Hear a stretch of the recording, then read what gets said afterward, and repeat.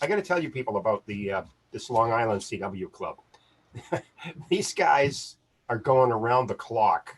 And I don't know how we're able to get them to slow down to come here and do a little presentation here for us. But in order to pay them back, what we're going to do is we're going to record it. And Marty does a great job with recording it and editing out all of the goofy stuff we say in the beginning and at the end or whatever. And we'll end up posting the video up on our K1USN YouTube page. And hopefully then it will spread the word about it. So hopefully other people will get a chance to see this and hear about, learn about. I want to learn more about all the stuff that they do, but and they've got an excellent web page. So that's the homework here for everybody is when everything's all said and done, I want you all to at least go over and check out their web page and just, snoop around, check out some of the videos and everything else that they have up on there. So with that, I'm going to let Howard, who I have personally met on the phone a few times, but this is the first time we've seen each other. And but that means that I know him more than I know Jim. So I'm going to let him do the introduction to Jim, and then you guys can kick it off. So with that, we want to welcome Howard and Jim from the Long Island CW Club here to the K1USN Radio Club Zoom session. You guys take it away, and I will now mute so you don't have to listen to me. Well, thank you very much for the kind introduction, Pi, and my pleasure to see you live here. We've had a couple of very interesting phone calls over the past couple of weeks. Our pleasure to present to the club. I'm Howard, WB2UZE, and Jim, W6JIM, is my partner in crime for these presentations all the time.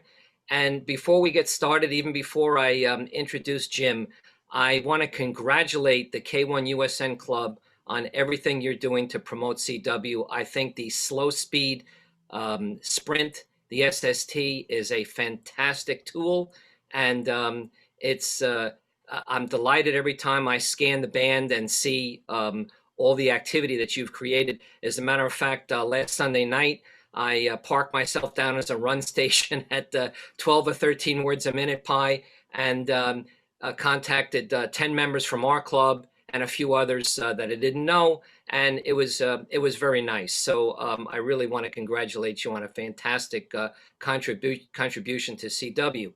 With that, Jim, why don't you say hello to the group here? Hi, I'm Jim, W6JIM, and as I said earlier, I'm on the West Coast. Haven't been to Long Island, but I am a member of the Long Island CW Club. In fact, I've been a member for almost 2 years now, and I've been an instructor for about 3/4 of that time, more than half of that time.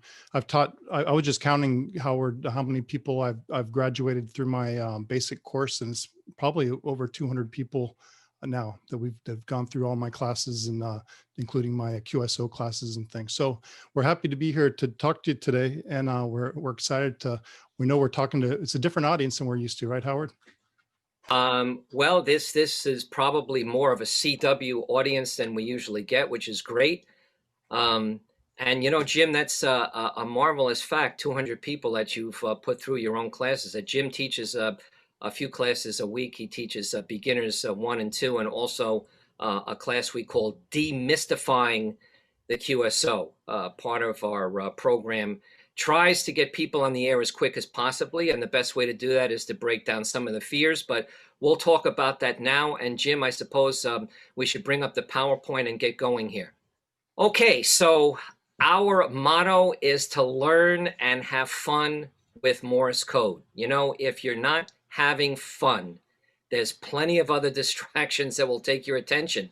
I mean, if you look at Netflix today, they have a show of every topic for everybody. It's endless. So if you're not having fun doing Morse code, there are plenty of things that you could be doing outside of the shack and with the family. So the key point is to enjoy what you're doing.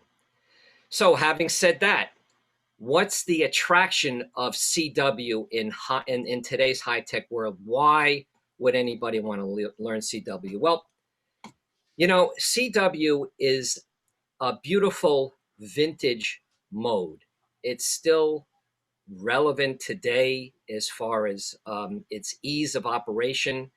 You can use CW with much less power and compromised antennas than you need for sideband and other modes and still get out very well. And because of that, people like CW for the resurgence in SOTA and POTA, Parks on the Air, Summits on the Air, which is a great aspect of ham radio because it's bringing in a lot of young people. Now, we all know if you're going to go up on a mountain, it's a lot easier to drag along a CW rig, which is not going to be as heavy as a sideband rig. So a lot of these people need CW because it's just lighter, and not a lot of people want to go up on the top of a SOTA mountain like WG0OAT, the GOAT. We actually had him speak to our club, and he goes up to the mountain with 2 pack goats, his pet goats. It was an amazing story, but we don't all have that luxury. Now, FT8. Why would anybody want to do CW when there's FT8? Well, FT8's a wonderful mode. It's a fantastic science behind it, but the computer is really doing all the work. In CW, the computer is your brain. And we know from scientific studies that we have in our club file that CW is very good for creating white matter pathways in the brain and something they call plasticity. So certainly for people getting on in age, like many of us, CW has been proven in some studies to be good for mental capacity. Okay, Jim. Why don't you take this one, Jim? Sure. Well, in our program, we teach if you come into the club without knowing any characters at all, we break it into 2 classes. The first 20 in Basic 1 and the second 20 characters in Basic 2. And the course that we teach takes about 5 weeks per course. We teach about 4 characters per week. Our method, we use the Koch method along with the Farnsworth method in that we're introducing characters as they're introduced in G4FON, and G4FON uses the Koch method to pick that order. And then we're playing the characters for the students at 20 word per minute character speed with about 5 word per minute spacing whenever we give them drills and things. So they have plenty of time to identify the character, but at the same time, we're not playing it so slow that they're counting the dits and the das. Hopefully our goal is to have them learn the characters as a sound, not by counting or trying to visualize it. And then, of course, we try to get them on the air as fast as possible. Even before they learn all the characters, we get them on the air, and we help them make a QSO. Kind of a quick exchange, and with your club as an example of where we like to get them to start. Recently, anyway, since you guys have been having your thing, and so we tell them that, if they, and our experience has been, if they put in the time and they're doing at least 15, 20 minutes of practice a day, and more if they can, but we don't want them to burn out, of course, that we get them on the air making QSOs in no time. Howard? That's right, Jim. We strive to get our students on the air within 3 or 4 months of learning. And we try and tell them that they shouldn't become professional students of learning CW on their computers. Okay, Jim. All right, so this is a big question. What do you use to learn a straight key or a keyer? Well, we like our students to use a straight key up to about proficiency at 18 words a minute. And why? Because we feel that when your brain is doing the work and your brain then has to tell your arm and your fingers that they got to do this dash and this dot, there's a better connection with the code than using a machine such as a keyer. Now, if you put this question out on QRZ.com or one of the other forums, you'd get 5,000 different opinions of what's right, and what's wrong. The fact that we like our students to use the straight key is based now on about 3 years of classes. But are we cast in stone if somebody wants to do it the other way? No. It's up to you in the end. This is our advice. And in some cases, we'll recommend the keyer if somebody has arthritis or some carpal tunnel or something else that would maybe make pounding brass a little bit difficult. But that's basically the way we feel, and especially with a bug, which is a complicated but a very beautiful instrument to use. Leave that for when you get proficient. There's always going to be time to use those sophisticated keys. Why don't you take this, Jim? I'll take this because this was my specialty. This was my problem. I started it in ham radio in 1996 when I first became a ham, and used CW for a good my first 8 or 10 years until I went into hiatus, like a lot of us do. My job just got too busy, and I took about 13 years off. And I found that when I came back into the hobby after I retired from the military, and I finally found some time to, I knew I was going to come back to it eventually. I finally came back to it. The characters came back to me, and I was okay with those. I mean, I needed to improve those, of course, but what scared me is I had completely forgotten the protocol, and I knew that there was something I was supposed to do, and I knew there was a way to start and a way to end, and something he did in the middle, and I just couldn't remember those things. And being a military person for over 30 years, I'm used to we're not allowed to make mistakes, so we don't like to make mistakes. So I can tell you that we understand it in the club. We found that this is really all over the club, and people learning the code, but then they don't learn how to use. They're afraid to get on the air and use it. So the couple ways we combat it. First is our classes. We get to be really friendly and get to know each other in class. We joke around. We keep it fun is the key word. We try to keep it fun, and so that when people start to make mistakes and send and things, that they're not embarrassed. And that's the key, is not being embarrassed around the people that we're learning with. Now we can start moving forward. And also the second thing is we teach the protocol, and we by knowing what the protocol is, the QSO protocol, now you know what's coming. Now you know what you're supposed to send. All the mysterious part of it, or the things you didn't know, are taken away, and now you know, and that takes away a lot of the fear in itself. Howard? Well, that's absolutely right, Jim. And what we always say is there's one thing that people in the club are not allowed to do. One thing they're not allowed to do is say they're sorry. So many people were saying when they made a mistake on the key, I'm sorry. Or they weren't copying something, they weren't decoding, sorry. We don't allow anybody to say they're sorry. There's nothing to be sorry about. And you'd be surprised how many people were doing that. So we try and get our students comfortable. And, when we started this club 3 years ago, I never knew that anybody was really afraid of getting on the air. But not only is there a fear of using CW on the air, I've learned that there's a fear of even sideband. Like if you said something wrong, somebody might admonish you there. That worries people. So, back in the day when I got my license in 1965, we had 1 year to go from novice to general. We had to get from 5 words a minute to 13 words a minute. And if we didn't do that, we lost our novice license that had to start all over again. So you jumped into the water right away. There was no waiting to test the water with your toes and say, okay, do I want to get on the air or not? So we all got on. But today, I guess in our society, things are different. And to my surprise, there's a lot of anxiety, and it seems to manifest itself with CW. So we structured a club to fight this, and we also made different aspects of the club to include other fun things to do besides CW, which we'll talk about a little bit later on. This is your favorite, Jim. Yes, getting on the air and QSO protocol. Well, why is getting on the air so important? And we mentioned it a little bit earlier. Once you break that ice, and once you make that first QSO, whether it's assisted or all by yourself, it seems like that's when people really feel like, wow, nothing bad happened, even though I didn't send the best, or I didn't copy the best. It's okay.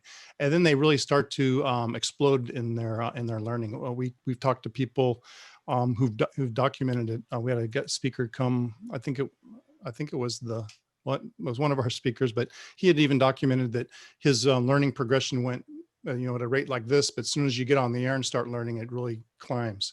And I think it has to do with the fact that, you have that extra added stress. There's distress, and then there's eustress, or there's a good kind of a stress. And being in the military for a long time, and I think a lot of us experience the first time that we're signed off on something, or given a task to do and trusted to do it. And you have a little extra stress and pressure, and it seems to help things sink in a little bit better as you're doing the QSO protocol. And then, so anyway, that's why it's so important. And you all know that it's important to get people on the air. And as far as how the QSO is set up, we have a particular class that Howard mentioned earlier called Demystifying the QSO. And that's where we demystify the QSO. We bring in people right after they've learned the 40 characters.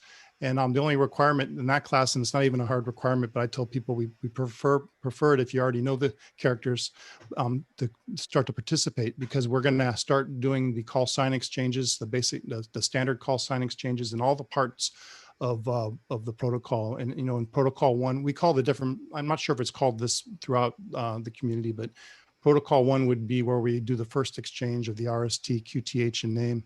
Protocol 2 is the second exchange where we do the rig, antenna, power, and a little bit about the weather and things like that. So by teaching these things, as soon as they learn the characters, now they know what's coming, they know what they're supposed to send, and it takes, and as we say, we're aiming at having fun and taking away the fear. And this back and forth picture we have here, I put that in there because, as you probably, and I'm sure you know, a good CW QSO is a beautiful thing. It's like music, or it's like a perfect dance where each person knows exactly what they're supposed to do and does their step, and then the other person does their step. So that's my way of just saying, I tell my students it doesn't have to be beautiful. There's good, there's ugly, there's music that's kind of sloppy, and there's music that's really tight. But we work towards tightening things up, and that's what we have. That's what we do in that class. Howard? Yeah, very good. Next slide, Jim. Okay, head copy. What's it all about? This happens to be my class that I'm actually teaching tonight at 10 o'clock every week. Head copy takes place, hopefully, when you get up to 18 words a minute, because after 18 words a minute, 20 words a minute, it's very hard to write. You're going to get writer's cramp, and you're going to get very tired, and plus you're going to use a heck of a lot of paper. So at that particular point in your CW journey, it's time to learn head copy. So how do you do it? Well, if you look on the internet, you're not going to find anything on how to learn or how to teach head copy. There's no books written about it either. So I've adapted my own personal thoughts how to do it, and it's kind of a cerebral thing.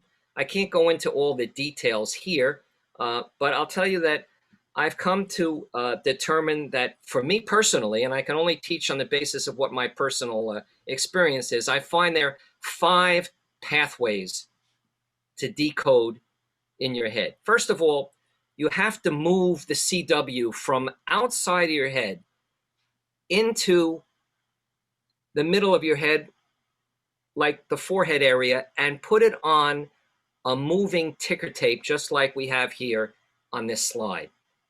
And that's your repository for holding what you're decoding. If you're just doing instant recognition of words and characters, your CW is outside the head and the ear. That's only the medium to get it in there. Then you have to have a repository for it. And we teach ways to develop those repositories. Some people, they move the repository. Some people just can hold a few on a stationary blackboard. That's okay. Other pathways that I use is I allow the vibration of the CW after 20 words a minute to form a vibration on my chest while I'm decoding. So I feel a rhythm. I'm immersed in a rhythm. And I also will visually, if I feel like it, tear apart the code into dashes and dots visually in my mind and play with it. All of these things going on at the time. Now, the faster you go, these things start to drop off because you're really not using your subconscious mind. I'm talking about the subconscious mind, and then you got to concentrate at high speeds. Unless you're a genius, you really can't do all of this. But these are the white matter pathways that I happen to be lucky enough to develop when I was 13 years old when I started in 1965. Now, can a 50, 60, and a 70-year-old person do that? Well, some can, some can't. Do we insist that you have to head copy? No. You can do CW at 15 words a minute and have a lot of fun on the bands. But if you want to try that, this is what we try and teach. And it's a very cerebral class, and we have a lot of fun. It's very different. Okay, Jim. All right, increasing speed. Is it necessary, and how do you do it? Well, in a short, the answer is no, it's not necessary. But what we tell our students is that, it just depends on what your goal is. We want you to come into the club, and we don't want you to feel pressured to get that you think you have to get really fast. But what we tell people is that you can have great QSOs at 10 words a minute. You can have great QSOs at 18 words a minute, and you can have great QSOs at 24 words a minute. It's up to you as how much time you want to put in and how much practice you want to do to get where you want to be. As Well, far as how, yeah, and as far as how we do it, we're going to hit that a little bit later on another slide, Howard. What is speed? You could practice on computers and become proficient at 50 words a minute. Well, if you're going to call CQ at 50 words a minute, you're going to be pretty lonely. The only guys that doing 50 words a minute that I know of are 3 guys on 7018 about 6 o'clock at night on 40 meters. One of them is in the club, and they're between 50 and 55. And other than that, most people are way below that. Sure, you might hear some DX running pileups of 30 to 40 words a minute, but do you need to copy that consistently? No, you just need to get your call sign out so that you can work the gut. There's plenty of people to work in the 20s. Now, what is my speed? I send at 24 words a minute. Now, where did I come up with that number? You're going to say, well, why does he say 24, not 25, not 20? Well, every word per minute above 20 sounds different and really is different. Below 20, it's not that critical. But above 20, it starts to make a difference. At 24 words a minute, I find that I'm still using my subconscious mind. If I want, I can, do my emails, I can text, I can listen to what's going on. I don't have to have my full attention. If someone calls on the phone, I can take a phone call while the radio is still going. You start going up about that, it becomes a real concentration, and to me, it's really tiring. And I haven't really trained up in the 50s because it doesn't have a value to me. So, speed is relevant. If you want to do contests, okay. But if you don't, it's fine. So everything with speed is a personal decision. Okay, so in the rest of our presentation here, we're going to go over a few areas: overstudy, errors, plateauing, which is very important, sending, and a very military term from Jim, expectation management. So go ahead, Jim, overstudy for you. One of the things that, and Howard mentioned it earlier, I think that one saying says it all. We're not here to you're not here to train to be a professional student. I mean, if you are, you are. I mean, if you join the club and you want to be the best G4FON operator there is in the world, that's fine. If that's what makes you happy. But everyone else, majority of people in our club aren't that way. And we want to make sure that they don't accidentally kind of go that way, thinking that they need perfection before that they can get on the air. So we overstudy can lead to burnout, and it can, and people just get tired. In fact, we were just talking about this with one of our students the other day, Howard, remember? One of our students was saying that they had pushed so hard that they got on the air and they just couldn't recognize anything anymore. So that's an example of really just kind of pushing yourself too hard. So that is overstudy. You're absolutely right. And I remember that, Jim. And, being a professional student, well, what is it when it comes to CW? Look, we have phones that do everything. We have computers, iPads, you name it. We're a very instantaneously gratified technological society now. And this is translated where people feel that they have to use every single app and everything they can find on a computer and learn CW through a computer. Well, when they get on the air, they find that they can't copy because people don't send like computers on the air. You hear a fist. So we have now classes that are dedicated to teach people how to listen to fists, and we have recordings of things from back in the day where everybody was sending with banana boat swings on bugs, with chirps from AC hums in their boat anchors and stuff like that. And so we play these things so people can get to hear what it's really like to be on the air, because listening to G4FON is great, but it's not going to let you decode anything when you get on the air. And people think with the Farnsworth method, where we send at a character speed of 20 words a minute, going at 5 words a minute speed, that people are going to be sending Farnsworth on the air. Well, they don't. So then there's a big letdown. So we really now tell people that enough with the study after 3 or 4 months, just get on the air. That's what I'm telling everybody now. Just get on the air, and because you keep studying, get all these plateaus and this and that.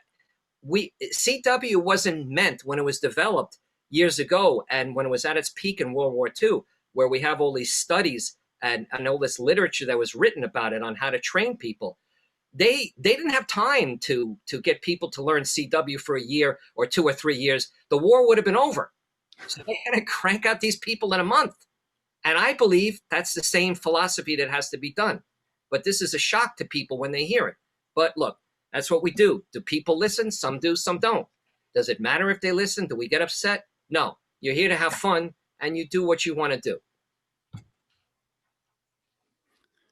Well, when I teach my beginning students who are just learning the characters, I just wanted to share what I find is the most of the problems they run into. And really, it's not nothing major. It's confusing opposite characters, KR, P and X, Y and L, things that you see here. Confusing similar characters just because they're close, an S and an H, a 6 and a B, and so on. And what I tell the students is, I think it's good when they start confusing a K and an R. I say, hey, that's great. And they say, what are you talking about? Why is that great? And I said, because you've put two things together. Your mind has put two things together that are the same. Then they say, well, how are they the same? I said, well, they're the same because they're opposite. They're exactly opposite. So your mind is starting to, categorize these things. So, and they work through this. And not everyone has this trouble, but I see it, and they work through it quickly. And then if students, back to the similar characters, the S and the H, the 6 and the B, and things like that, a lot of times, especially for our older club members and me included, because I was in the military listening to jet engines for so many years, that I've lost a lot of my higher hearing tone. So a lot of times just changing that tone, lowering the tone will help people differentiate between these characters. Howard? Yeah, that's very good, Jim. I couldn't add any more to that. Okay, plateaus. We always hear that people are reaching plateaus, 11, 15, 18. They're in the teens, these plateaus. They just can't get by it. They get stuck. So what do?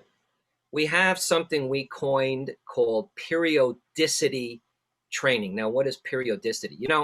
Athletes, you see them, take a baseball player. When he's coming up to bat, he's got 2 bats, he's swinging, and then he drops 1 bat. And of course, he goes up and he feels that now he can get around the ball quicker because he's using less weight. Same thing when people are on a treadmill. They'll speed up their treadmill to a very fast speed, then come all the way down, then come all the way back. This is called periodicity. And we do that. So how do you break someone off this plateau? Well, you got to push them past it. And even if they don't copy much, you're pushing them past the point where they got stuck. Then we bring them back down below where they got stuck, and we mix them up and try and get through this. But like I said before, unless you get on the air, you'll get stuck at these plateaus. But can we give you a little injection and get you cured? Yeah. But, to avoid these things, you have to be operating. All right. And then also back with my basic students, some of the things we see where people have a little bit of challenge is inconsistency in their sending. Maybe when they're sending a J, all the DAWs aren't consistent, which starts to make them sound like maybe one of the DAWs is a DIT. We make sure that they hold those DAWs out as long as they're supposed to and don't cut them short. Spacing, of course, between words and between characters is something that we work on with our students. Sometimes we have students that are having trouble, and I had a student the other day, he could not send the number 4 to save his life. And I said, hey, accentuate the DAW whenever you get to the end of that 4. And he did it, and it worked. And I said, and we say, you can always accentuate the DAW, but you can never accentuate a DIT, because that doesn't work. But sometimes a little accentuation and a little style like that helps you get through a tough character. And then ultimately, it's all about relaxing. Because if any motorcycle riders out there, if you're tense and nervous while you're riding a bike and your arms are tight, everything translates from that wheel right up into your arms and from your arms right back down into that front wheel. And the same thing when you're on a paddle or a key. If you're tense, you're not going to be able to send well, and you're not going to be able to copy well. So, we try to make everything fun. We try to relax people in the beginning of classes, and we just try to keep everything nice and fun all throughout. Well, that's absolutely true, Jim. And to go back to the accentuating the dashes, beginners tend to have choppy dashes. The dots, like Jim said, you can't really make a mistake on. But if you have a letter like Y, da da da da, at the end, they would maybe make that last dash too short. So we tell them to go da da da da. No one ever is going to tell you that you're sending your dashes too long, because when you accentuate those endings and you kind of roll into those accentuated dashes, like an R, did da did, instead of da did, which is like maybe too short for someone to understand, your sending will be able to be copied better. And of course, as you get better in CW, you can get off that and shorten it up a little bit. But a little bit of an accent or a fist is very helpful when you're sending in the beginning. Okay, Jim, this is your baby here. Okay, yeah, this is something big we would hit in the military a lot, and that's expectation management. And of course, managing your expectations. And the biggest thing, I've had to meet with students on occasion, and I've never met it with a student yet who who wanted to meet, who thought that they weren't progressing fast enough. And it's always come down to expectation management. They just thought that they should be further along than they were, and they were fine. They were right where they were supposed to be. They're still learning the first 20 characters, but they thought that they should know them better, that they should be moving along faster. So we just remind our students, and it doesn't happen overnight. You got to put in the time, you got to put in the work, be patient with yourself. We talked a little bit earlier about not over practicing, so we want to avoid burnout. And then we have to remember that CW is a language, and you don't learn a language overnight. My dad made me take Spanish from the 7th grade all the way through the 12th grade, and I didn't want to do it. He said, "You'd thank me one day." Well, I'm thanking him now. He's right, but it didn't. It took me 6 years to get to where I was in Spanish. So we just want to let people know that you're going to get there. It's not going to happen overnight, but slow and steady wins the race, and you're going to have fun along the way. And a lot of things. Another thing I like to tell my students is enjoy yourself as you're learning. You're only going to learn CW once. Enjoy the process, and enjoy the people you're learning with, and have fun, and enjoy the moment. Well, I like what your dad told you. Very good words about Spanish. So, CW is an oral language. What do we mean by that? Well, it's something that's actually through the ears, and it's like a spoken language. It's just like learning Spanish. So, and some people come with expectations that they figure, after about 3 months of study, they should be already, knowing CW proficiently already. But look, if you were taking Spanish in high school, in 3 months, would you be able to converse with people? No. So these things take time. But on the other hand, since it's an oral language, just like any other language that you take in, you have to speak it, because if you don't speak it, you'll lose it. And that's why we are encouraging QSOs. I always tell the story about my kids. So we had 5 kids here. They all took Spanish, right? They all got A's and B's in Spanish. But today, in their 20s and 30s, they can't speak a word because they never used it. It was book learning, right? So the same thing, you're going to spend all this time, like I said before, learning on a computer with G4FON or CW Player or Rough C or whatever, how to learn CW, and never got on the air. It's just never going to be used, and you'll be lacking in your learning curve. So that's what we mean by the facets of expectation. Okay, well, we're going to try and play this now. If it doesn't work, we have a backup. We've had trouble playing our videos through PowerPoints. But anyhow, having said all of that, this is what's going to happen to our students if they don't pay attention to the teachers, if they don't pay attention. Short wave. Take it down, quick.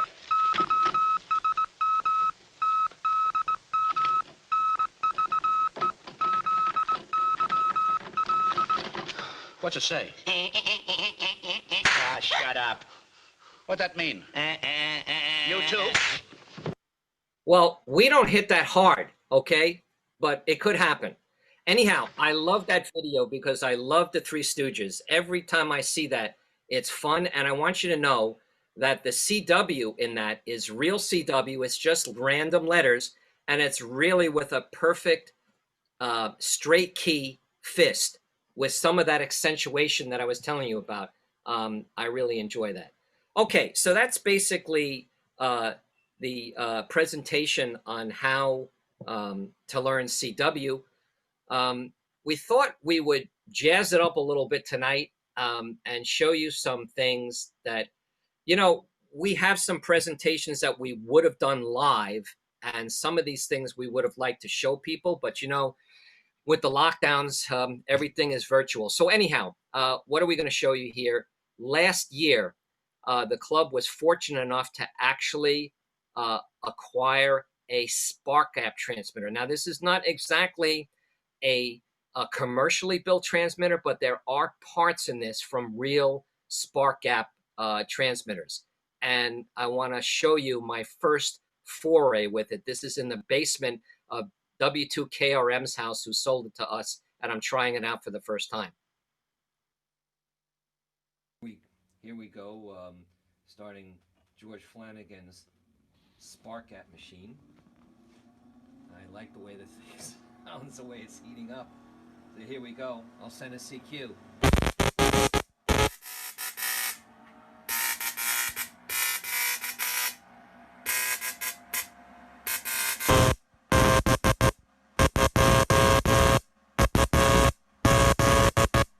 My call sign WB2UZE.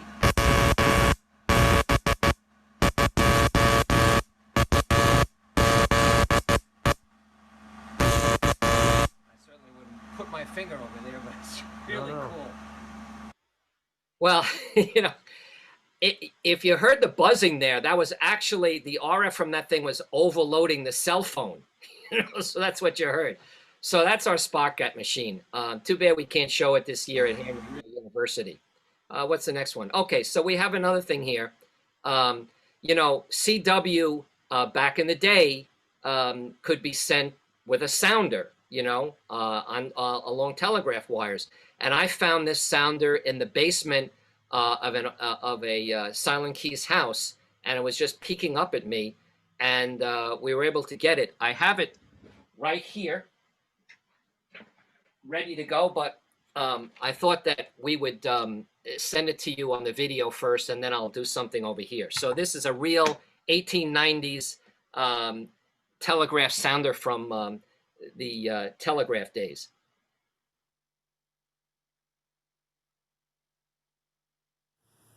Hello, everyone out there in TV land. This is Howard, WB2UZE, and I'm in my shack here where we have mostly modern equipment and my dog Chomper on my lap. But I'm here to demonstrate today a Morse Code sounder that's from the late 1800s. It's something that I found in a basement of an old ham shack, and there was a lot of stuff down there, and this was just peeking out at us. We were lucky to find it, and it's in perfect condition. Most hams are really not able to understand CW with clicking. They're all used to tones. But some of us can, and I'm here to demonstrate how it sounds. I'm using a JT38 World War II vintage key, and here's the sounder. So let's send a CQ. That's CQ, CQ, and then from W2LCW.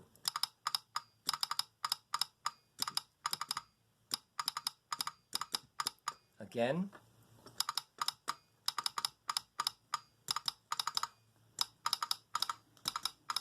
Can even send with my dog licking my hand. There we go. So, you know, back in the day, they used American Morse Code for those sounders, which had more dots in it, which is a little bit more conducive to hearing it.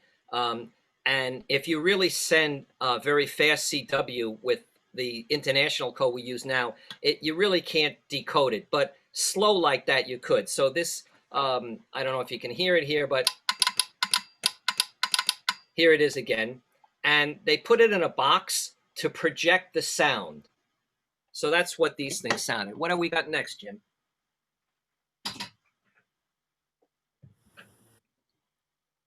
Okay, this is the instructograph. Now, what were these? Some of you guys, if you took your FCC, your general exam back in the 60s, you might remember that at the FCC office, this is how you took your test. And we were fortunate to be given one of these instructographs. That's the name of it. They're made in the 1930s. They're tape-driven CW machines. And we had some friend of mine actually restore this thing, and he had to fashion, rubber parts because a lot of the things in there were just rotten away. And he got this thing working. How? I don't know. But listen to this.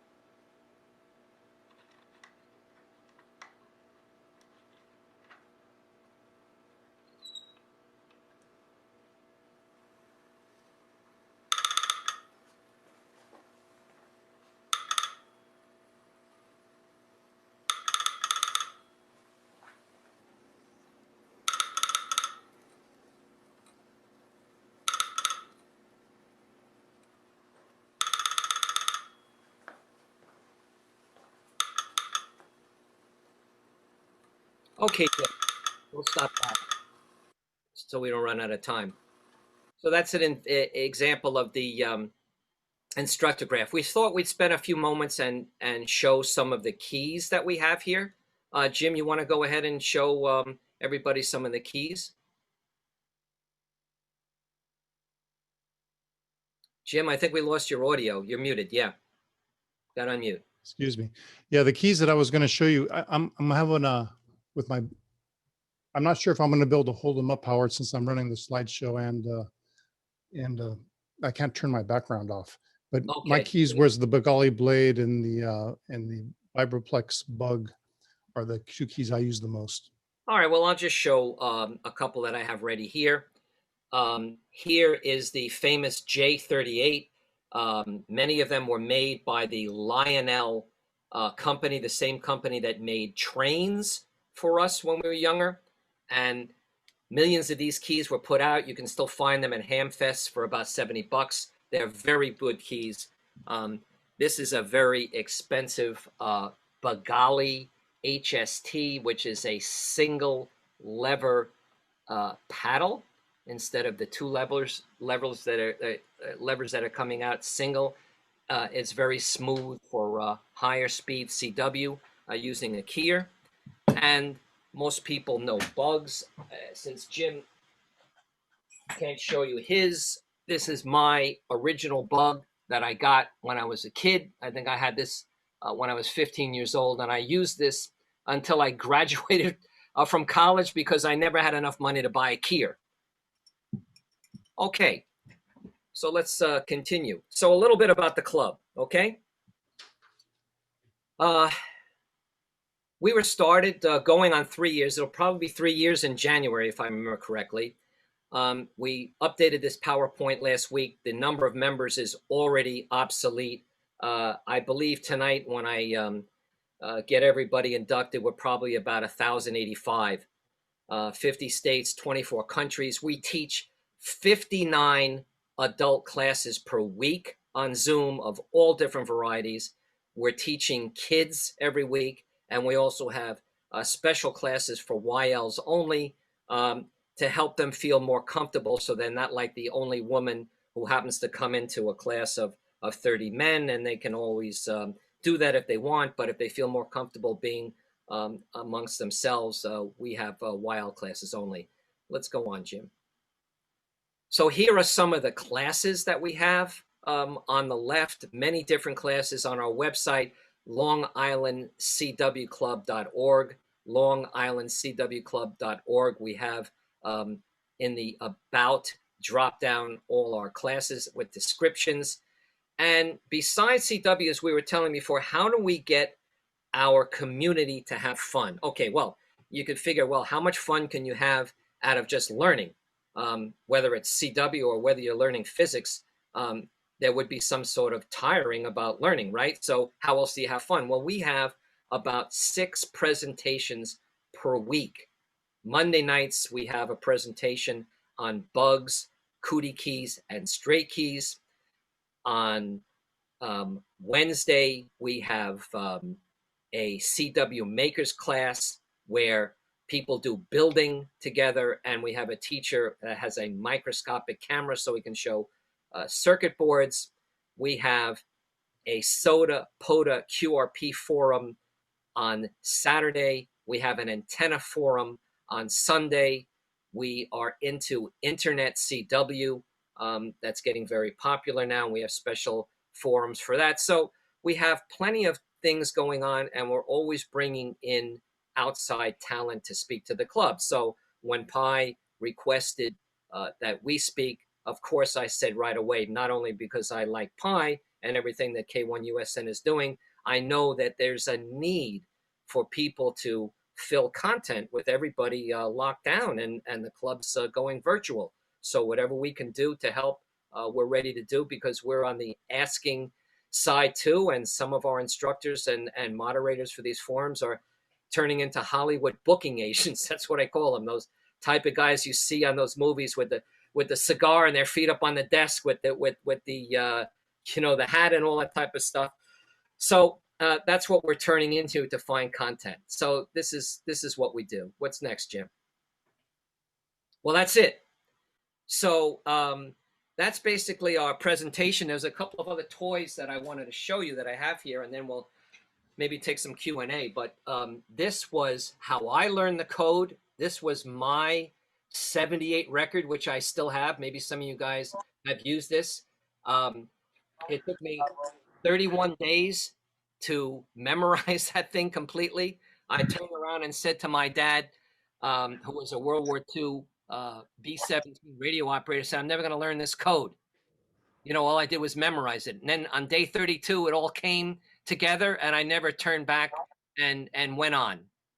And I was lucky to find this in an antique store a couple of months ago. Look at this. This is actually a 6-record set by Farnsworth himself. And I haven't played it. I probably don't want to play it to scratch the records, but I thought this was a pretty cool thing to show.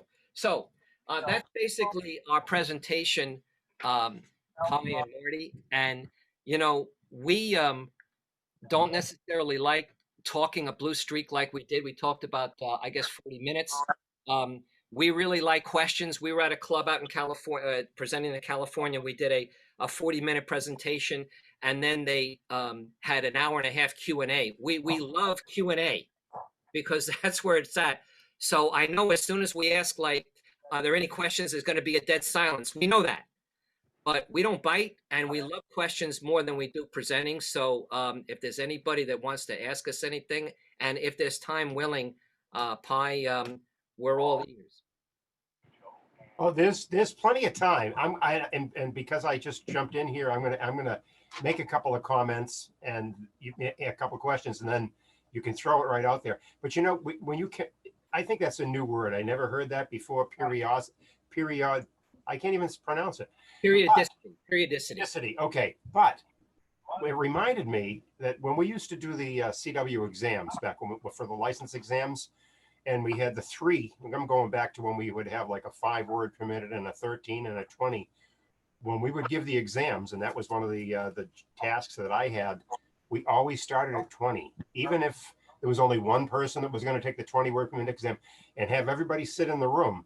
And the guys that were planning on taking the 5 word per minute or the 13 word per minute test, it just made it that much easier for them, because they were picking up 2 or 3 or 4 letters or whatever on the 20. Next thing you know, you drop down to the 13. Wow, they've got like 70-80%.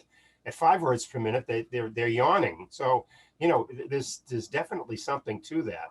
And I know you probably, you made reference to it, but you didn't explain it.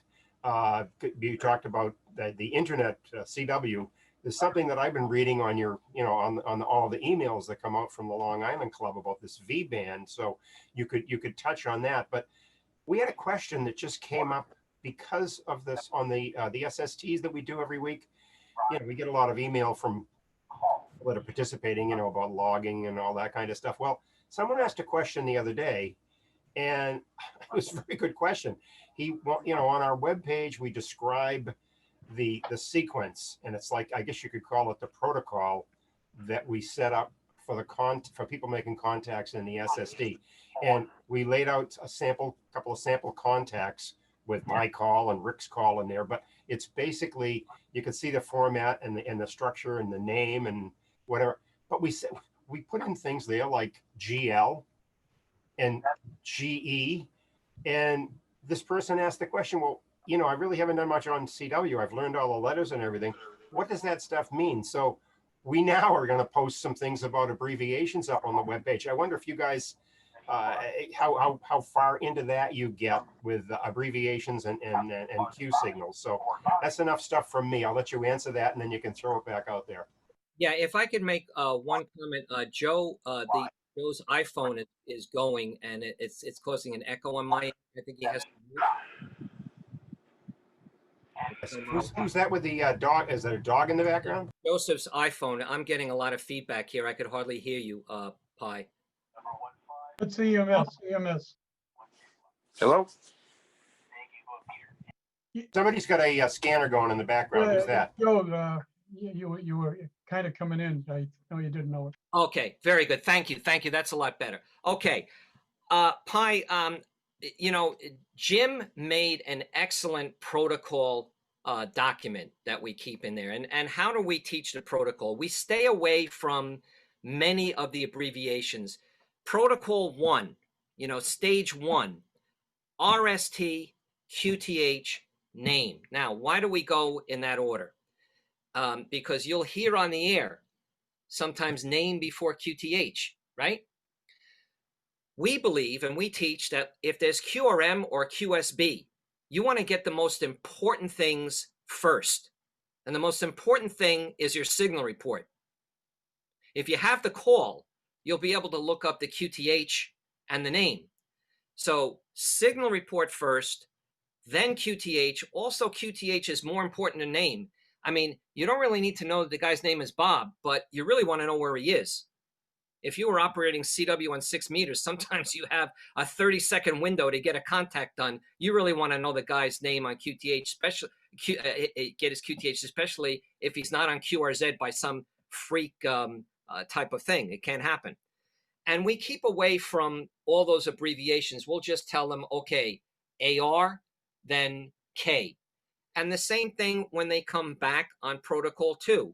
We keep it real simple, rig and weather.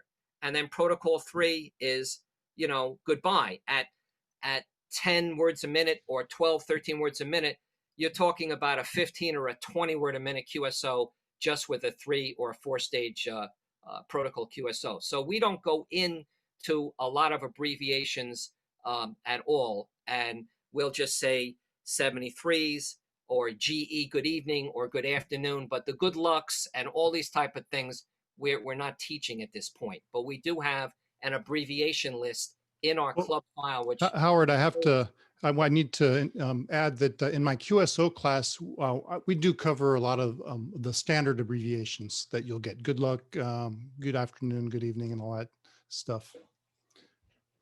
how much are you covering of that in the demystifying class? Oh, I mean, we covered the basics, you know, just kind of like we have in the protocol sheet. We do the good mornings, the good afternoons, and I let them know that whenever we whenever, like sometimes we've actually done practices where we practice for this for the K1USN. And so we practice. I let them know, hey, get ready to hear a GL for good luck. And so we've been teaching that as we've been getting involved with this club here. Okay, well, in the beginning stages, Pi, abbreviations to me are an afterthought. Okay, well, the reason that I had brought it up was because, and I never gave it a second thought because I use them all the time. But we purposely structured the exchange that we were encouraging in the SST, because the whole thing about the rhythm of each one of these contacts, we've found that there's some people out there that maybe they've listened in on this for 2 or 3 weeks and they haven't really had, whether it's the courage or whatever, or they just haven't tried getting in. But yet, if they could listen to the contacts, and there's that routine to it, where, if they were listening to me, it's me, and I'm giving my name and the state, and then I say good evening to the other person and their name, they catch that whole rhythm of everything, and it's kind of like, it kind of gets embedded in their brain. So that was kind of the reason that we set it up with that format. And again, I use those abbreviations all the time. A lot of us do. So that was the reason for that. But what we ended up doing is I went over to the CW Ops website, and they've got like a 4-page PDF file of common abbreviations, very handy. And so now we'll put that link up on our webpage anyways. Yeah, we have an abbreviations list, but I try and get people to mostly concentrate on timing and getting over the fear of getting on the air. And the less abbreviations they have to worry about, the better it is. No problem. No, that's good. So like what you had said about whether you should learn on a straight key or a paddle, you're going to get a lot of different answers, and none of them are the right one. They're the correct one for that individual. Well, I'll tell you another thing, Pi, that could get you a lot of controversy. What method do you use to teach? If you say anything other than the Farnsworth method on any of the forums, you'll be shouted down left and right. But I can tell you now, after 3 years of doing this, to me, it doesn't matter if you learn with one of these records. And it doesn't matter to me if you learn with a chart, and memorize dashes and dots. If you get on the air right away with that, you're going to be better off than a guy who's studying for 6 months with all the modern technology. I'm convinced of that now, but it's a hard sell. It's a hard sell, Pi. Getting on the air. That's why we've done what we've done, is to try to get people on the air. That's why I celebrate what K1USN did. And the minute I heard about that, I said, these guys are on the ball and I want to get to know them. That's the first thing I thought about. And we even arranged a class specifically to help students work you. That's I've right. noticed that they've been checking in. That's great. We changed our 8 o'clock class to follow you down to 7 o'clock Eastern too, So we have one of our classes on Sunday night just to help the students get into the SST. And you should see the excitement in the room whenever someone gets their first QSO with one of you guys. The person's is sweating, of course, after they're done and they're trying to shake off their shakes and everything. But the whole class is just clapping, and it's just a fun moment anytime anybody gets their first QSO. Oh, I'll give you a little update here now. We're going to roll something out after the first of the year where anybody that does work us during the SST, they're going to be able to get it. We'll be able to get a downloadable certificate signifying that. So that's in the works. That's like a 2021 thing, but you just heard it here. Well, certificates are very much appreciated. In our club, we give a certificate to every person who makes a first QSO. And we also started one, if anybody makes a rag chew, they get that too. We've had a couple of those also. What's a rag chew? Is it 30 minutes? Is it an hour? I don't know. If they think it's a rag chew, they tell me they did a rag chew, they get a certificate. So it's good. Excellent. So come on, anybody else have any questions for these guys? I have a question. It's K1WCC. Yes, sir, Henry. Yeah, and I do have one of those Amico records. It's pretty well worn. How are what you do different than what Pi and some of the other guys here have done the CW ops. Is it different? How different? Why different? Well, I don't think there's much difference. From what I understand, the CW ops is training for higher speeds for their CWT, and there's a goal to reach 25 words a minute minimum. We don't have a speed requirement, and basically we have a variety of different classes and a different overall breadth of the type of classes we teach, which you can see here Jim has put back up. So I suppose you could just say maybe it's the question of speed in the beginning. Another thing, Howard, I think for me, the biggest difference is I know that CW Ops teaches I think a 6-week course, is it, or 8-week course?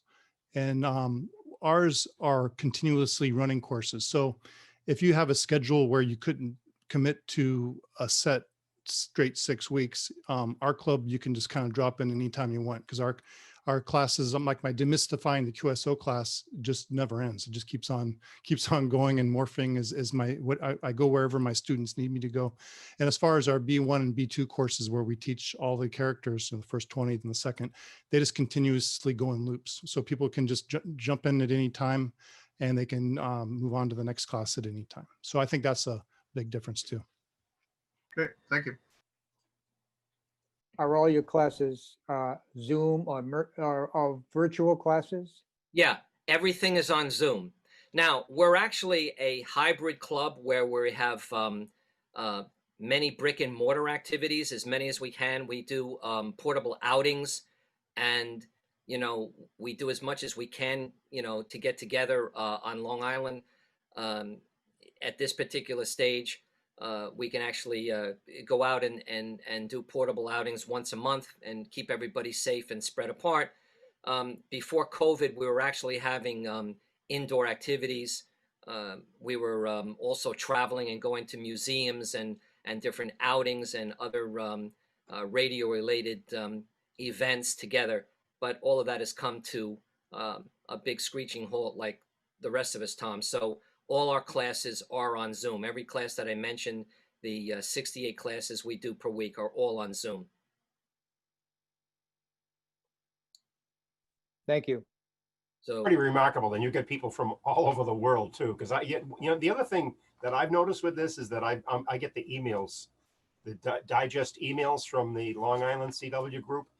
There's a ton of stuff going on. I mean, you've told us a lot of stuff here, but there's so many things that are going on a daily basis there. It's just, I get more and more impressed. You made someone, Henry asked the question about the methods that are involved with the CW Ops, CW Academy. And there's a couple of people here that are on now that maybe they could just jump in and make a comment on that. Either Peter, W1UU, or Bruce, K1PG. One of you guys might want to just make a comment about how we do things with CW Ops. Peter? Thanks for bringing up CW Ops, and Pi mentioned my call, and I appreciate that. But I want to kind of give you a human interest story, a very brief one. And someone brought up about learning Spanish and all that. But when I got to high school, I decided to learn French. But it turns out I was kind of lazy about turning in reports. But I got my license, and I had friends over in France, all on CW. So I said, hey, I have to write a report on the Eiffel Tower. Can you give me about a paragraph of stuff so I can turn it in? And so the guy, I said, don't give it to me in English, give it to me in French. So he gave me a paragraph. I don't know how many words it was, but actually it was funny in the end. It was about 100 words. So I wrote it all down, and because I could easily copy things, and I turned in my report. And the teacher says, wow, I never seen anything like this. But why did you go for 100 words? I was only expecting something like 15 or 20 words that just briefly describes what's going on. But for a little bit more on the human interest side, I was very fortunate to meet up with a very nice YL. I live here in Falmouth, and she's Portuguese. And so I decided to learn the Portuguese language. And right now, I enjoy being on CW. I talk to a lot of people, not only in Portugal, but a lot of people in Brazil in the native language. And I've also learned to text in the foreign language. So there's a lot of outlets to learning CW. Those are things that I enjoy. I hope others do as well. So that's my brief story. Okay, well, thanks very much, Peter. And now you've also mastered the language of how to talk to people on Zoom. Bruce, if you want to talk about, because I know you're an instructor with the youths with CW Ops, if you want to just mention that to maybe share some of that with Howard and Jim. Yeah, so I'm a CW Academy advisor, and I think a lot of the two programs, we call ourselves advisors because we don't really consider it teaching. We consider it more advising the students. They study themselves, and we kind of guide them along. They're expected to do a certain amount of work every day, and I think like Jim or Howard mentioned, we meet with the students twice a week. CW Ops is an organization. To be a member of the club, there's a 25 word per minute kind of, I don't want to call it a requirement, but the members are expected to be able to carry on a conversation at 25 words per minute. That's for members, but there's no expectation that the students are going to have to get to 25 words per minute taking the CW Academy program. The program, I think, is very similar to what Long Island CW is doing. It's Farnsworth method. We start characters at 20 words per minute, and using Farnsworth at 5 words per minute and up. There's 4 different levels of classes. You start out with beginner, basic, intermediate, and advanced. And the goal along the way is to try to get your speed. I think advanced, they're still talking, you know, on the order of 20 words per minute, something like that. There's no requirement to be a CW Ops member to be a CW Academy advisor. There are advisors that are not members of CW Ops. And I don't know what else to say. There's like Jim, I think your program is a continual program. I think CW Academy is 3 semesters, 8 weeks long per year, twice a week for an 8-week period. Okay, and that's pretty much it. I think both. You know, I tell my students there's no right way or wrong way to learn CW. And every student is different, and some methods work better for others. And the question is, what works best for you? And so I teach Morse code according to, or advise my students according to the CW Academy curriculum. It's very, very, very different than the way I learned Morse code. And I certainly would not recommend to anybody in this world that they learn the Morse code the way I learned Morse code, because let's put it this way, in hindsight, there are better ways to learn the Morse code. So, but this is not my presentation, and I'm not sure I want to either take the time or answer a lot more questions. I want our presenters to do that. So back to net control. Well, no, thanks, Bruce. That's great, because I just wanted, and obviously with the structure that the guys from the Long Island group have, where they have so a multitude of classes with a whole different range of speeds and everything else. I know that CW Academy is quite structured, which is good, and we've had. I think what we found that there were about 2,000 graduates over, and that's when we kind of tossed this whole idea around here with some of the guys from in our club that are part of CW Ops, that it's great. We really enjoyed the whole fact about people doing CW Academy, but yet we were wondering what percentage of them had gone on to actually get on the air and make some CW contacts. So we were fortunate. We kind of worked together with some of the advisor team from CW Academy, and we did a survey. We surveyed 2,000 graduates, and it was very well done. We had some really good assistance here from some of the guys that are on here right now, but we came up with some interesting stats and found out that yes, there definitely were some people that had graduated from CW Academy and gone on and made a bunch of contacts, but we found there were a lot that didn't. And whether they were intimidated or they just they were afraid to get on the air, whatever. We thought, well, maybe there's going to be this. And so then we asked the question. One of the questions was, if there was something, an organized thing, a weekly thing where people would not send any faster than 20 words per minute, would you be interested in participating? Well, it was kind of overwhelming. It was like 75 or 80% of the people said, yeah, I'm interested in this. And then it was a question of picking a time for it. And then, now it takes place. You got to tell us though, Bruce explaining about CW Academy. I think that some of the classes are maybe maximum 5 or 6 participants. You said the number 30 in one of your, Howard, how many people are in these Zoom classes that you, on the average, between you and Jim?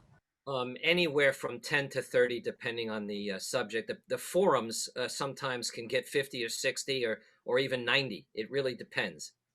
So, I mean, we have almost 1,100 members now. So if you get 10% of that showing up on a given day, you got a lot of people. So, but anyhow. My average class is about 20, I'd say, between 18 and 20, something like that, for teaching the beginner Morse code, the basic characters. Howard, they mentioned they wanted to hear about VBand. Do you want to say a little bit about VBand? Before I talk about VBand, Bruce, thank you for your detailed explanation about CWA.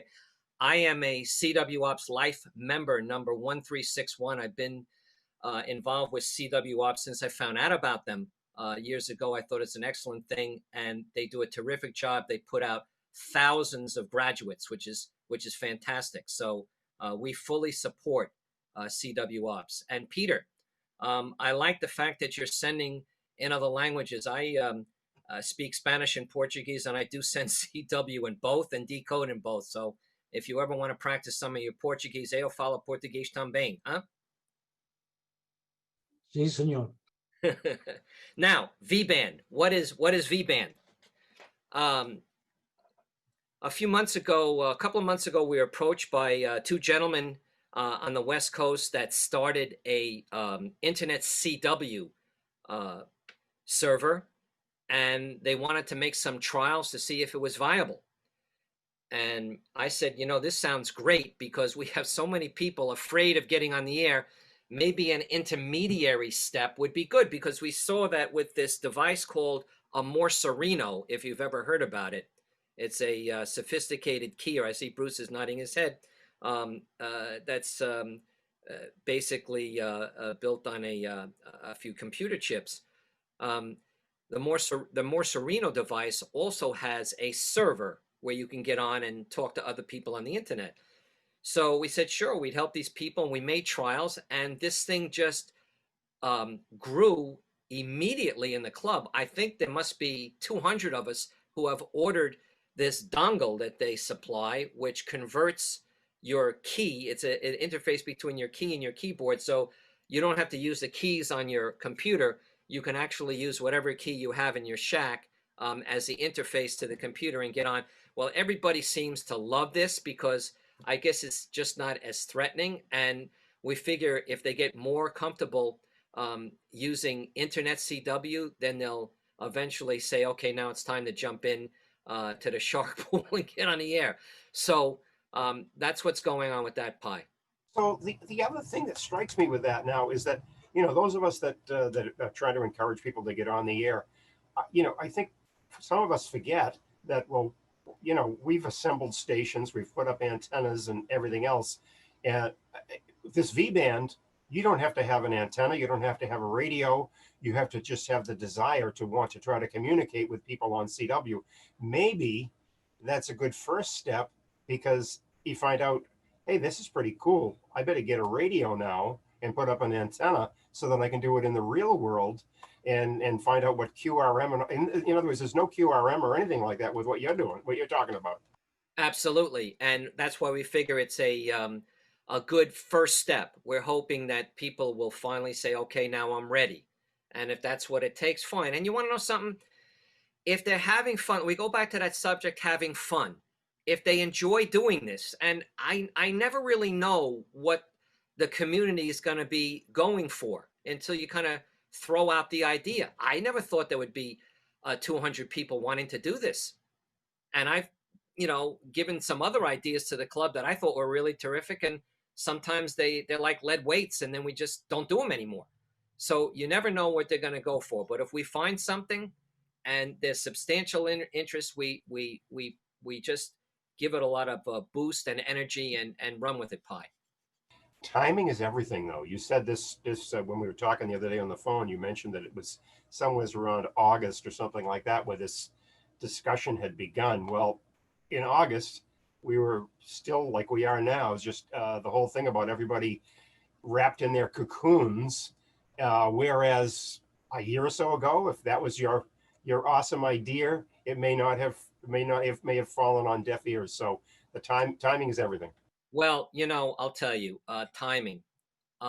Last year we shut down for Thanksgiving, and right after Thanksgiving, everybody was emailing me, we closing for Christmas and New Year's, right? So I think right after Thanksgiving, we said, sure, we're going to shut down for 2 weeks, right? There wasn't one person this year that asked me if we were closing down before Thanksgiving, and nobody has asked me yet. And you've probably seen it on the reflector, Pi. Some people are saying, thank God these guys aren't shutting down. This is the only thing we got. I mean, people, and over the past few weeks, what they hear, I mean, this is our only sense of community now. This is the original social media. We keep saying that and telling other people about it. Come on, hey, someone else have any other questions here? Somebody want to tell their novice story? Like from what my novice was 1962, so I beat you by a couple of years. But somebody's got to have some more questions here. This is Rick N1DC.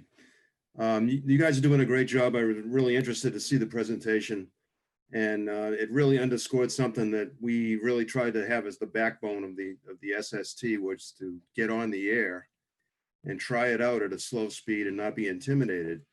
But it makes me think about my experience as a novice back in 1968 when I got on the air for the first time. I had no trouble learning the code, but the intimidation of getting on the air, it was sweating bullets for sure, trying to write it down on paper, and when I finally actually got enough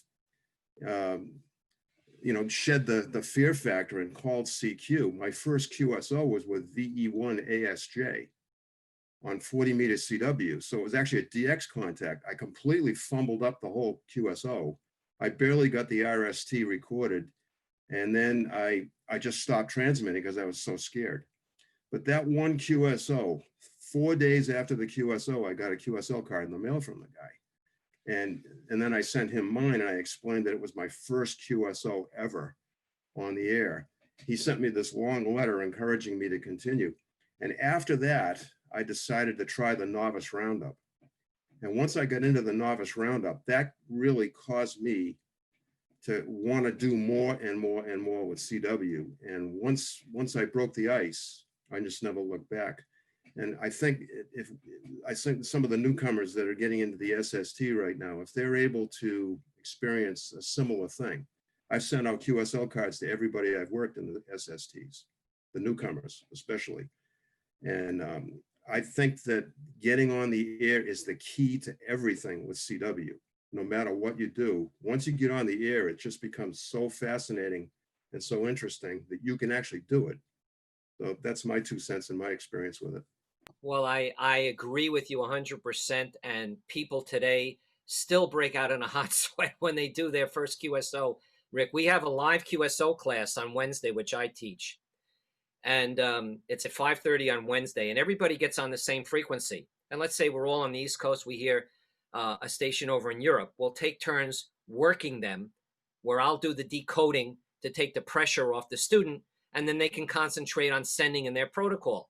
But when they get done with that, Rick, they're so excited, and they break out in a hot sweat, and they're just, and then we all clap for them, and then the next day they get their certificate, and from then on, most of them, the ice is broken, Rick, and then they go just like you experienced. That's the best way to do it. But getting people to step up to the plate for that first swing, it's not an easy step.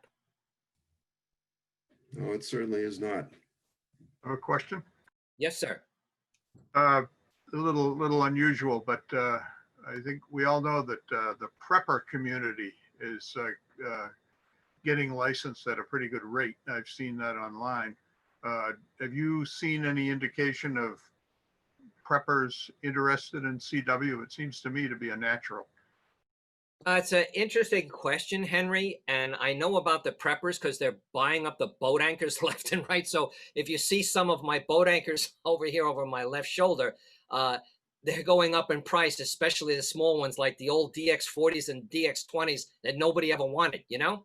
Having said that, I cannot say that I've seen anybody announce anything to me when they join the club that they're a prepper, or they have anything in their initial inquiry when they write a few lines about why they want to join that lends me to believe that. So could they be there? Maybe, but I haven't seen anything at the moment, Henry. Thank you. Yeah. Yeah, this is Marty N1VH. Just a couple of comments. I've been doing CW for a couple of years now. I started with the CW Academy and went through a couple of their sessions. And just a funny anecdote and then a comment is I remember the very first QSO I made on the air, it happened to be Pi during, I think, the New England QSO party. I was so happy to get the exchange done. And then he responds with hi and something else, which just kind of freaked me out. So it's kind of funny is, you know, your first time in the air, you're just letting that deep breath out that you're done. And then you get that curveball. But on that same thing, I want to know what your thought was on contests. I found when, you know, the whole concept of getting on the air, if you pick a contest, you know what the exchange is going to be, especially the easier ones, which is just a sequence and maybe a state or something like that. And I found by doing that, I know I only need to work numbers, I only need to work a 2-digit state. My copy speed really picked up. Do you encourage your students, even you know, at 15, 18 words a minute, to jump into some of these contests because of the relative simplicity of knowing what the exchange is going to be? Let me give you a two-stage answer to that, and it's a good question, Marty. We have a contest class that we teach. We just took it off the schedule because it wasn't that populated, and then one of the instructors, two of the instructors couldn't make it. So we'll bring it back before field day. It was very popular before field day. People really, we had like 20-something people in the classes like a few weeks before field day, and after that it kind of drifted down. So we find in our club, as a contradiction, there's not a lot of interest in our club in contesting. It just isn't. But it is an excellent way of training. So we really push the SST. So we don't really call that a contest. We call it a sprint, because I think that that doesn't scare the people as much as a contest does, Marty. So we refer to SST as a sprint, you know, and that brings them in. And I agree with you that the format being familiar, name QTH, is excellent training. As long as they're getting on the air, even if they're saying the same thing over and over, name QTH, the fact that they're getting on the air and doing this and experiencing it and making more and more QSOs, which they're very proud of every week, and people start talking about it on Monday. Pi will see this on Groups.io. It's a fantastic thing. But contesting in our club, it kind of falls on deaf ears in a way. Understand, I'm not pushing the concept of contesting, but just the value in a low risk, format to learn to copy higher speeds in a known format. And then Anything. to your point about contest, I think you notice that we don't use the word contest anymore for SST. I think most of our vernacular now is slow speed session. For that reason, we didn't want to intimidate people. Right. Who would otherwise not get on the air. Anything that you can do that takes the pressure off the unknown and get on the air. That's why that QSO class we have in Jim's and others, we have a few demystifying the QSO classes per week where the teachers take them in on the air in some classes and actually do the demystifying. So once they see it's repetitive, once they know they got the RST, they can sit back. We all say, you got the guy's call in the RST, you're done. And then if you can't understand the guy, we say, okay, tell him your ex-YL's calling you for dinner, you're out of there, So you can do that too. So any familiarity is good as long as you're getting on the air. And like Rick said before, N1DC, the more you do, the better you're going to be in whatever format. So yeah, sprinting, fantastic. There was one of our students was in my QSO class a couple of months ago, and we were on 20 meters, and he was trying to work Australia long path. Now, we knew it was long path because the guy had a beam, and he was calling CQLP, right? So I said, this is pretty cool. The guy had a long call, KD9 MTP, and the Australian guy was just about copying him, but he stayed with him. There must have been 15 back and forth before he saved the busted call.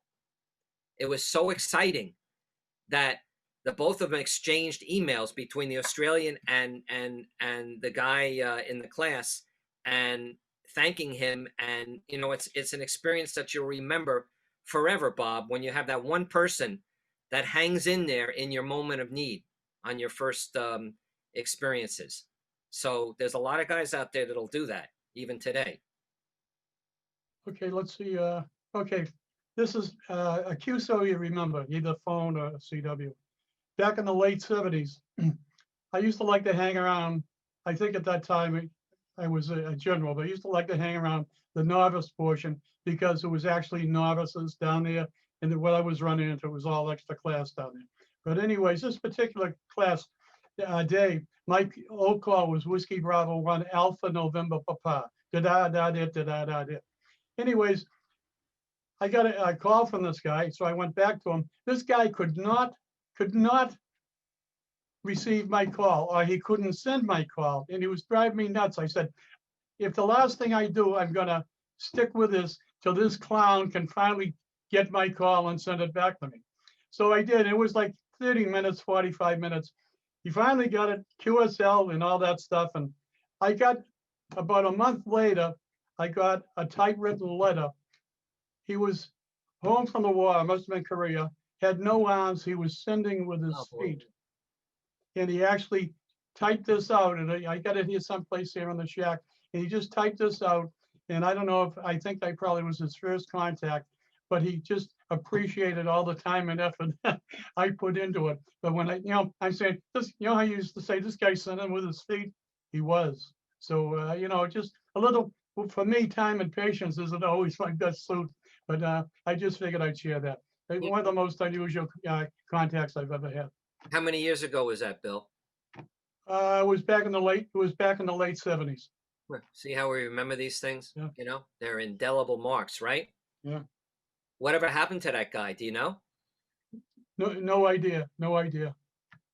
So now, if you ever show up at the Dayton Hamvention, or if they ever have it again here with this, but if you ever show up there and you go to the FIST booth, they have a thing set up so that you can get a certificate for sending your call sign with your left foot. There's a foot pedal all set up, and so it's kind of a fun thing. And they issue a certificate. I have the QLF certificate here with my call sign on it. And sometimes people say that's the way that I sound when I'm sending with my hand. I think Ted TPB, you had a question, right? Yeah, knowing where I live, I'd love to get on CW more often. And it's a half-mile trip to the shack. And also all during that lockdown, I couldn't get on the air. And something like the VBand would sound great. I could do Morse code and get my speed back up. I'm way down in my speed now. And something like that sounds interesting. Well, I mean, you know, if you'd like to join the club, we'll help you with your speed and get you back up to par. And you know, we don't own the rights to VBand. Anybody can go on their website and use it. But you know, it's nice to do it. We have a class that's dedicated to that every Friday, where the first half of the class, people ask questions, how to get on, how to do it, how to hook up this. I'm having a problem here. And then the second half, we actually run, of all things, a sprint on VBand. So there you go. That's Okay. Friday night at what, 9 o'clock, Jim? Is it 9? I think it is, yeah. Yeah, I think it's about 6 p.m. my time here on the West Yeah, 9 Coast. o'clock, yeah. Yeah, Jim and Howard, I got one comment I wanted to ask you guys about. I forgot to mention a minute ago. One tool that I used extensively when I was learning the code to get my speed up particularly was listening to code practice from W1AW. The league's weekly code practice, the qualifying runs to get the certificate, the speed certificate and so forth. Yeah. Do you guys work that into your training at all to listen to W1AW over the air? You know, we do have our own qualifying runs that we do, but we give the runs in QSO language, Rick. The runs on W1AW could be right out of the handbook. And, you know, that's all machine computer language. And that's not the way people send. You know, there's no spacing. Your mind gets very tired. Bruce is agreeing with me here.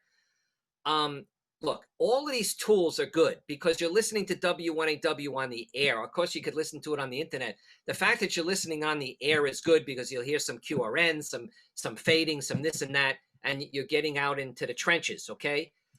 But as far as the practicalities of that in today's day and age, we're not pushing it. Because we're actually teaching to the QSO. That's what our club is doing. We're teaching to the QSO. And that's even, my head copy class is called Head Copy for the QSO. The Jim's demystifying class and others, demystifying the QSO. QSO, QSO, QSO.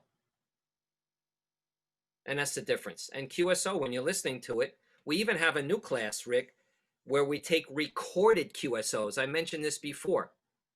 And we play them and we tear them apart, even visually, because we have these a program called Ocean Audio, where you can actually see, like, it's like the same type of audio you'd see on an oscilloscope, you know?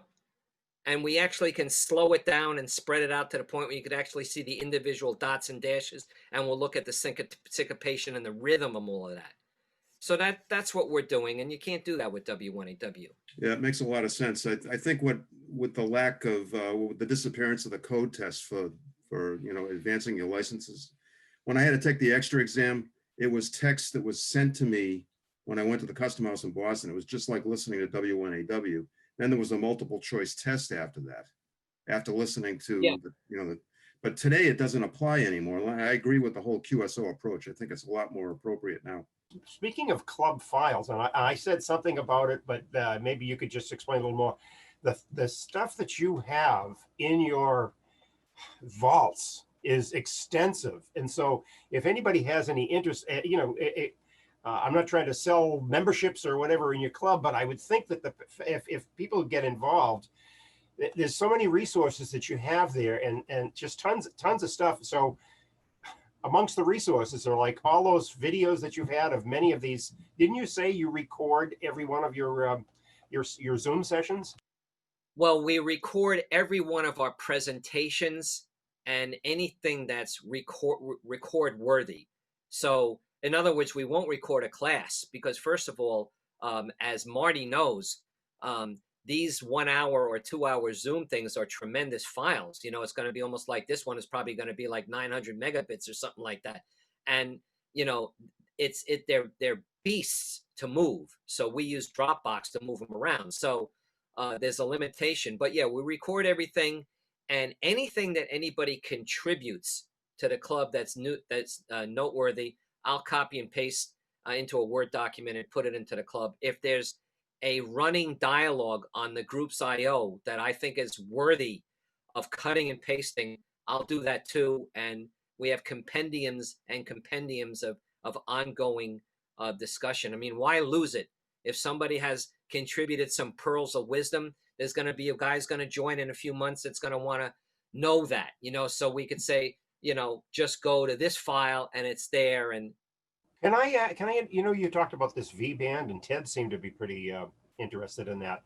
Is that something where you have different rooms or whatever, and you could actually have a section that would be people that were doing 5 words per minute, another one for people doing 10, another 15 or something like that? How is that set up? Well, right now there's about 5 or 6 rooms because it's not as busy as you might think. Now, the Long Island CW Club has its own room because we wanted the decoding turned off. It'll actually decode for you. We didn't really think that was good for learning, and it was also there's some latency on the internet, and that was a little bit exacerbated on that. So, we get in the room that doesn't have, but sure, if there wants to be a slow room also, it's a great idea. And, Brian is the guy, N6BG, who runs that, and he's in the club, in the CW club, and he can actually do something like that if you want to arrange it, Pi. You don't have to be part of Long Island CW Club to use VBand. And I shared the screen so you can see what it looks like. Yeah, so right now on channel 1, there's one guy. There's 2 on channel 2. Channel 3 has a handful. I don't recognize any call signs. Which channel is ours, Jim?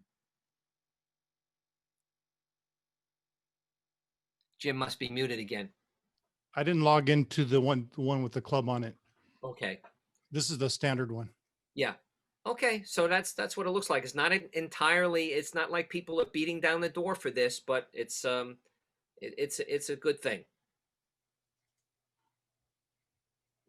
They basically sell a dongle. Is that like in a kit or something? It's just it's a ready to go dongle. It's about I don't know, the size of your of your thumb, And you don't actually need that to start this. You can use the bracket keys on your computer keyboard to do it, but banging on your computer keyboard, it gets a little bit old pretty quick. There's a picture of the dongle.